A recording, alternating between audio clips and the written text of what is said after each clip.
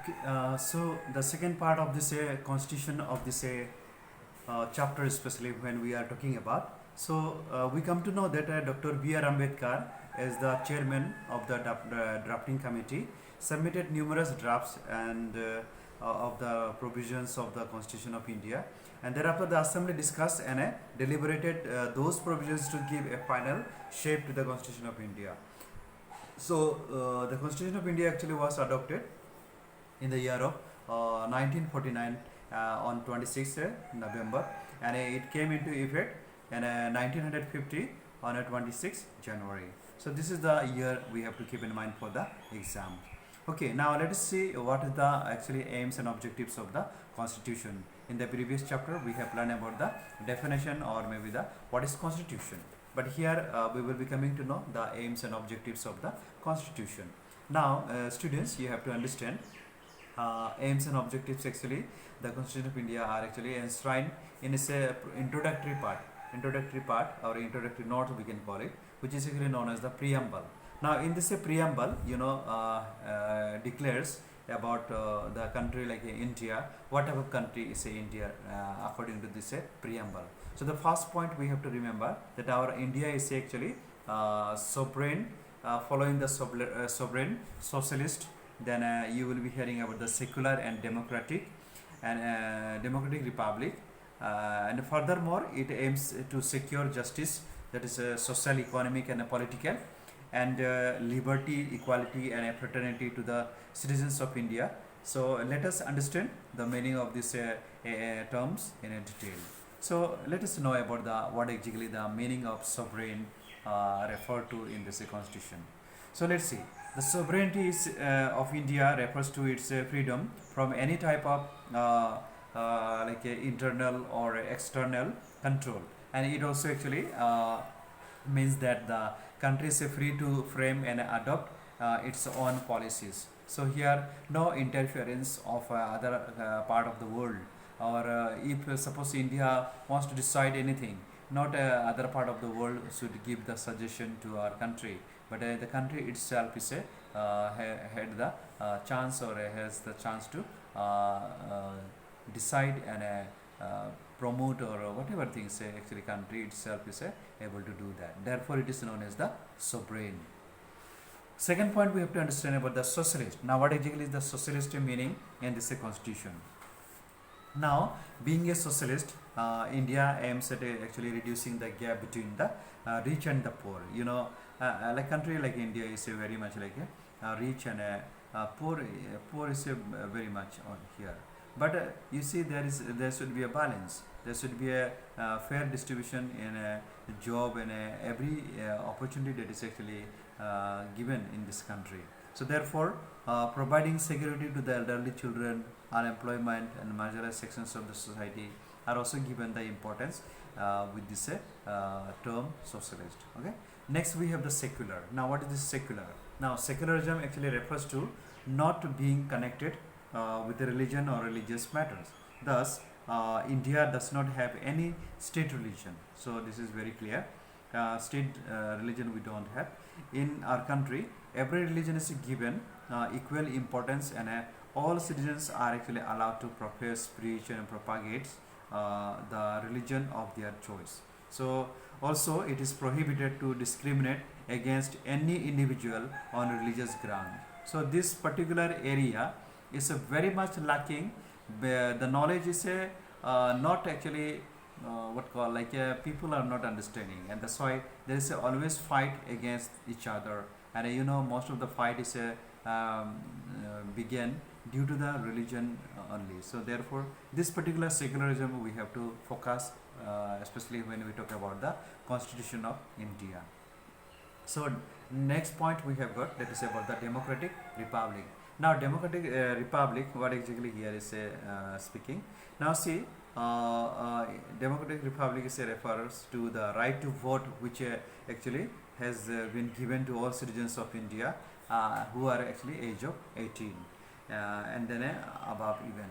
So this is what makes actually India a democratic republic, and people here are free to elect their representatives to form and run the government. and also these representatives are actually accountable to the general masses for each of their actions. Thus the power remains in the hands of the people of the country. So that is the democratic republic. And being a republic means, you can understand, we have to adopt a system of electing and electing our representatives instead of being governed by a hereditary ruler. Okay. So next point we have to discuss about the justice. Now what exactly the justice? Now Constitution of India actually aims at providing social, economic and political justice to the citizens of the country. Here we have got social justice. Now in the social justice, what we can do? See, social justice actually prohibits discrimination on the basis of caste, class, gender, religion and a place of birth.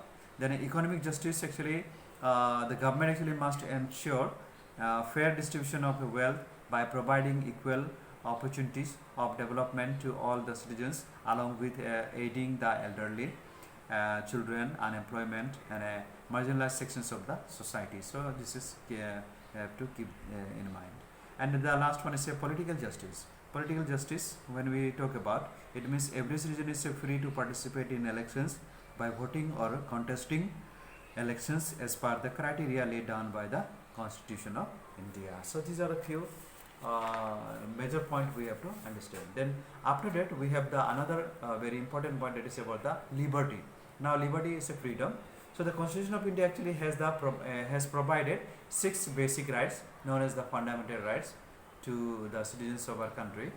Through these rights actually the citizens have to be have been given the freedom to think, express their views and follow the faith and religious of their choice. So this is actually mentioned here. And the last point is second last point is about the equality. Now what is equality? Now we have already discussed during the class hour that equality has been actually outlined as the fundamental right of the citizens of India, and the right actually ensures equal opportunity for education, employment and health to all the citizens, which can allow them to realize their full potential and lead them on a path to development. So this is we have to understand.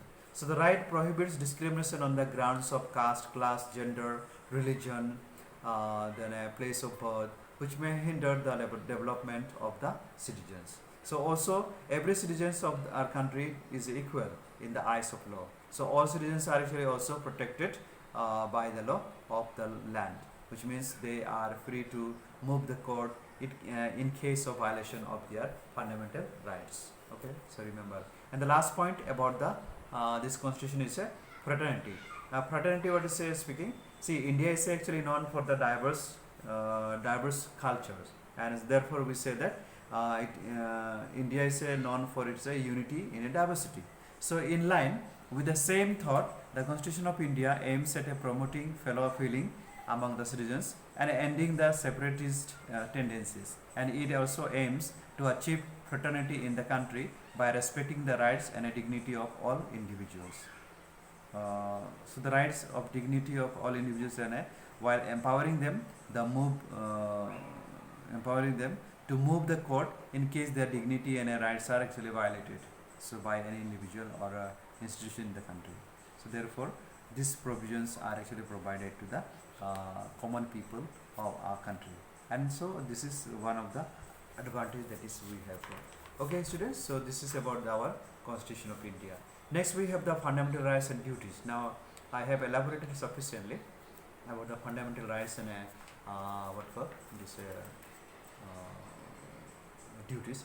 So here let us know about the characteristics of the fundamental rights. Now see, we have the some of the characteristics promoting overall development of the citizens of our country, then safeguard people from discrimination and injustice, then again checks misuse of power in the form of arbitrary actions taken by the government, and enforceable through law, that is especially protected by the justice system of the country, and also based on granting equal status and opportunities along with the freedom to all citizens of all of them to realize their full potential.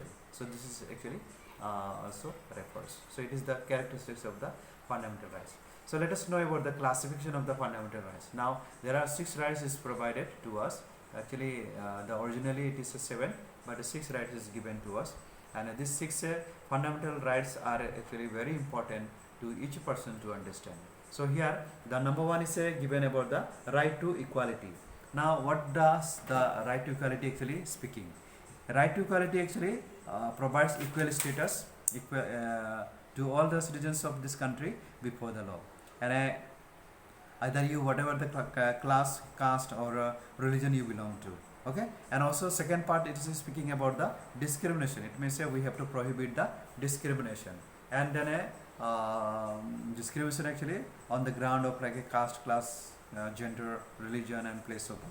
And also it should provide education and employment, and also there should be there should not be like a untouchability or such kind of practice should be practiced in the society, especially on scheduled caste, scheduled tribes and women and all is very badly treated.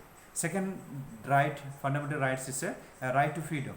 Now when we talk about the right to freedom, it means the freedom of speech and expression is very important. Freedom to assemble peacefully without arms, freedom to form associations and unions, freedom to move freely, reside and settle in any part of the country, and freedom to practice any trade, profession and business. This is a freedom, right to freedom. Third one is a right against exploitation. Right against exploitation. You see, like a safeguard, especially from the exploitation. Many people are exploited due to their poor background. So you can hear about that. It should be given. It should be given the safeguard to the people who are working in the different set of the industries. So here, protect their dignity, and according to right against exploitation, it should prohibits bonded labor, slavery, human trafficking and the engagement of children below the age of 14 years in a hazardous occupations such as mining and factories. Then this is very important, right against exploitation. Okay. Then fourth one we have to understand, right to freedom of religion. Now here see, being a secular nation like our India, our country actually does not subscribe any one religion and grants equal respect and freedom to all the religious or religions practice in the country. So it does so because by allowing the people to profess, practice and propagate the religion of their own choice. So therefore every religion to establish and maintain religious institution to manage their religious affairs, and it prohibits the institution funded by the government to impart religious education. So this way things are actually functioning. Then fifth one is cultural and educational rights. Cultural and educational right. In India, especially India is a land of diversity. So there are various groups in our country that follow their distinct cultural elements such as a language and a script. So in order to enable their groups to protect and preserve their unique culture, the Constitution of India has provided them the cultural and educational right. So under this right, they are entitled to establish, they are maintain things like that. Okay. And then a right to constitutional remedies, the last point. Under this right, when any of the fundamental rights of people are violated or restricted by a person, group or institution, the Constitution of India empowers them to seek justice from the court. So this is the last right, fundamental rights that we have got. Okay. And in spite of these 6 rights, there is a shortcoming, there is a drawbacks in our country. However, we are actually thinking that we are free from the caste or class or the untouchability and all, but yet we can see that these are the things are still existing and are still going on in some parts of the country. So this is we have to keep in mind. Then another format we have got, that is fundamental duties, and according to fundamental duties we have got like some fundamental duties like abide by the Constitution of India and respect its ideas and institutions, national flag and national anthem we should respect. Then cherish and follow the noble ideas which inspired the freedom struggles of our nation. Then uphold and safeguard the sovereignty, unity and integrity of our country. Then defend the country and render national service when called upon to do so. And promote harmony and brotherhood among people irrespective of their religion, language and regional and sectional diversity. Then renounce derogatory practices against the dignity of women value and preserve the rich cultural heritage of the country, and then protect and improve the national environment, including forest, lakes, rivers, and wildlife, and be compassionate for living creatures. Then develop the scientific temper, humanism, and the spirit of inquiry of and reform. Then protect public property and renounce violence. Then strive towards excellence in every field of personal and collective activities, so that the nation constantly rises towards higher levels of the development. And the last point, provide educational opportunities to the children between the age of 6 and 14 years. So these are few things we have to keep in mind. So students, with this chapter we will be completing our the unit test portion. So as I have already completed all these portions in a summary way, so you read through and you try to focus more on the rights and try to read it more, so that any short note during the exam time it comes, then you are eligible to write all the not very accurately. Okay, so you read all of you and take care of your studies. So thank you.